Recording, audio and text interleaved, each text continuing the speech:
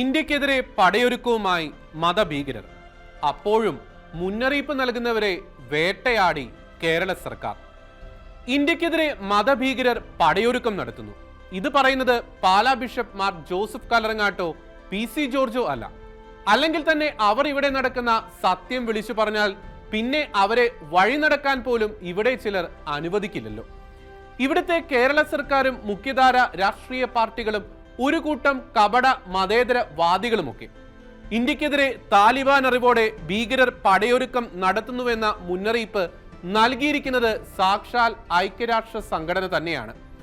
അഫ്ഗാനിസ്ഥാനിൽ ഇന്ത്യ വിരുദ്ധ ഭീകര സംഘങ്ങൾ സജീവമാകുന്നുവെന്ന മുന്നറിയിപ്പുമായാണ് UN ഇപ്പോൾ രംഗത്ത് വന്നിരിക്കുന്നത്.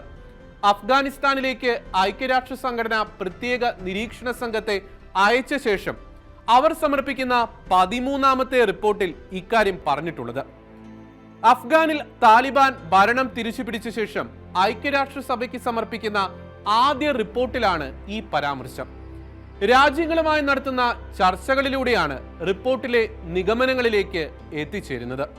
റിപ്പോർട്ടിൽ എടുത്തു പറയുന്ന നമ്മുടെ രാജ്യത്തെ ഗുരുതരമായി ബാധിക്കുന്ന പ്രസക്തമായ കാര്യങ്ങൾ ഇവയൊക്കെയാണ്. ഭീകര സംഘടനകളുടെ സാന്നിധ്യവും അവർക്ക് സാമ്പത്തിക സഹായം ഉൾപ്പെടെ നൽകുന്നുവെന്ന റിപ്പോർട്ടുകളും അഫ്ഗാനിലെ താലിബാൻ സർക്കാർ തുടർച്ചയായി നിഷേധിക്കുമ്പോഴും താലിബാൻ നേതൃത്വവുമായി ഭീകര സംഘടനാ നേതാക്കൾ ബന്ധം പുലർത്തുന്നുവെന്നാണ് ഐക്യരാഷ്ട്ര സംഘടന നൽകുന്ന വളരെ പ്രധാനമായ മുന്നറിയിപ്പ്. പാകിസ്ഥാൻ കേന്ദ്രമാക്കി ഇന്ത്യയെ ഉന്നമിട്ട് പ്രവർത്തിക്കുന്ന ഭീകര സംഘടനകളായ ലഷ്കർ-ഇ തൊയ്ബയുടെയും ജെയ്ഷെ മുഹമ്മദിന്റെയും പരിശീലന ക്യാമ്പ് അഫ്ഗാനിസ്ഥാനിൽ സജീവമാണെന്നും UN നിരീക്ഷണ സംഘം വ്യക്തമാക്കുന്നു. അഫ്ഗാനിസ്ഥാനിലെ നൻഗർഹറിൽ ജെയ്ഷെ മുഹമ്മദിന്റെ മേൽനോട്ടത്തിൽ പ്രവർത്തിക്കുന്ന 8 ഭീകരവാദ ക്യാമ്പുകളിൽ 3 താലിബാൻ സർക്കാരിന്റെ നേരിട്ടുള്ള നിയന്ത്രണത്തിലാണെന്ന് നിരീക്ഷണ സംഘം കണ്ടെത്തി.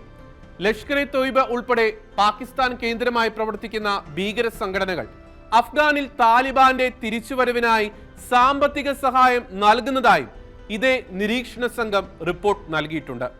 മാത്രമല്ല, താലിബാൻ പോരാളികൾക്ക് വിദഗ്ധ പരിശീലനവും ലഷ്കർ-ഇയുടെ നേതൃത്വത്തിൽ ലഭ്യമാക്കുന്നുണ്ട് എന്നാണ് വിവരം.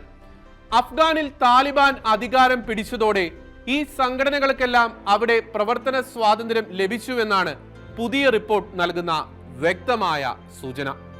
ഇന്ത്യൻ ഭൂഖണ്ഡത്തിൽ ഏതാണ്ട് 180-നും 400-നും ഇടയിൽ അൽ-ഖ്വയ്ദ ഭീകരർ പ്രവർത്തിക്കുന്നുണ്ട് എന്നതാണ് നമ്മെ ഞെട്ടിപ്പിക്കുന്ന മറ്റൊരു വിവരം.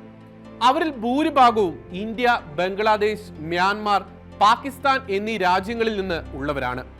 അഫ്ഗാൻ മണ്ണിൽ വിദേശികളായ ഭീകരവാദികൾ പ്രവർത്തിക്കുന്നില്ല എന്നാണ് താലിബാന്റെ പ്രഖ്യാപിത നിലപാട്. അതേസമയം 2021 അഫ്ഗാനിൽ അധികാരം പിടിക്കാനായി താലിബാൻ നടത്തിയ പോരാട്ടത്തോട് സഹകരിച്ച് നിരവധി വിദേശ ഭീകരർ ഒപ്പം പോരാടി എന്നത് ഏവർക്കും വ്യക്തമായി അറിയാവുന്ന കാര്യം. വിദേശ തീവ്രവാദ സംഘടനകളുടെ നേതാക്കൾ കഴിഞ്ഞ വർഷം ഓഗസ്റ്റ് മുതൽ കാബൂളിലെ തെരുവുകളിലൂടെ നിർഭയം വിഹരിക്കുന്നതായി അവിടുത്തെ മധ്യേഷ്യൻ എംബസികൾ വ്യക്തമാക്കിയിട്ടുള്ളതാണ്. ഇന്ത്യയിൽ തന്നെ മത തീവ്രവാദികൾ ഏറ്റവും കൂടുതൽ വിഹരിക്കുന്ന സംസ്ഥാനമായി അധപതിച്ചുകൊണ്ടിരിക്കുന്നത് കേരളമാണ് എന്നതാണ് യാഥാർത്ഥ്യം. മറ്റുള്ള എല്ലാ സംസ്ഥാനങ്ങളുടെയും സർക്കാരുകൾ ഈ മത തീവ്രവാദികൾക്കെതിരെ ജാഗരൂകരായി നടപടി സ്വീകരിക്കുമ്പോൾ കേരള സർക്കാർ മാത്രം ഇവിടെ മെല്ലെപ്പോക്ക് നയമാണ് ഇക്കാര്യത്തിൽ സ്വീകരിക്കുന്നത്. ചിലപ്പോഴെങ്കിലും താലിബാനിസ്റ്റുകൾക്ക് അവർ ചുവപ്പ് പരവതാനി വിരിക്കുകയും ചെയ്യുന്നു.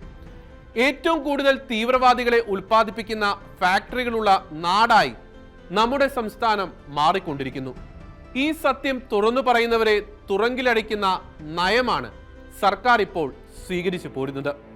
ഇവിടെ പബ്ലിക്കായി നിയമം ലംഘിക്കുന്ന മത തീവ്രവാദികളെ നോക്കി നിസ്സഹായരായി നിൽക്കേണ്ട ഗതികേടിലാണ് പൊതുജനവും പോലീസും. കൊലവിളിയുമായി റോഡിലൂടെ പോകുന്ന കൊച്ചു തീവ്രവാദികൾ വരെ കേരളത്തിലുണ്ട് എന്ന് നാം തിരിച്ചറിഞ്ഞതാണ്. അപ്പോഴും നമ്മുടെ സംസ്ഥാനത്ത് തീവ്രവാദികൾക്കെതിരെ ശബ്ദിക്കുന്നവരുടെ തലയിൽ മുൾക്കിരീടം വെച്ചു കൊടുത്തുകൊണ്ടിരിക്കുകയാണ് ഇവിടുത്തെ സർക്കാർ. നേരുള്ളവരെ ശിക്ഷിക്കാനും തീവ്രവാദികൾക്ക് ശിക്ഷ കിട്ടിയാൽ അവർക്ക് വേണ്ടി വാദിക്കാനും കുറെ ആളുകളും മാധ്യമങ്ങളും ഇവിടെയുണ്ട്. ഇവിടുത്തെ മുഖ്യധാര മാധ്യമങ്ങൾ പോലും ഇത്രയൊക്കെ സൂചനകൾ ലഭിച്ചിട്ടും ഇക്കാര്യങ്ങൾക്ക് വേണ്ട പ്രാധാന്യം നൽകുന്നില്ല. ഇതൊക്കെ അറിഞ്ഞിട്ടും കേട്ടിട്ടും ഇതൊന്നും കാണാത്ത രീതിയിൽ ഇനിയും മുന്നോട്ടു പോകാനാണ് സർക്കാരും രാഷ്ട്രീയ പാർട്ടികളും അഭിനവ മതേതരവാദികളും മുഖ്യധാര മാധ്യമങ്ങളുമൊക്കെ ശ്രമിക്കുന്നതെങ്കിൽ അധികം വൈകാതെ അവർക്കും മറ്റുള്ളവർക്കും അവിലും മലരും പിന്നെ കുന്തിരിക്കവും വാങ്ങി മോങ്ങിക്കൊണ്ടിരിക്കാൻ അധിക നാൾ വേണ്ടിവരില്ല.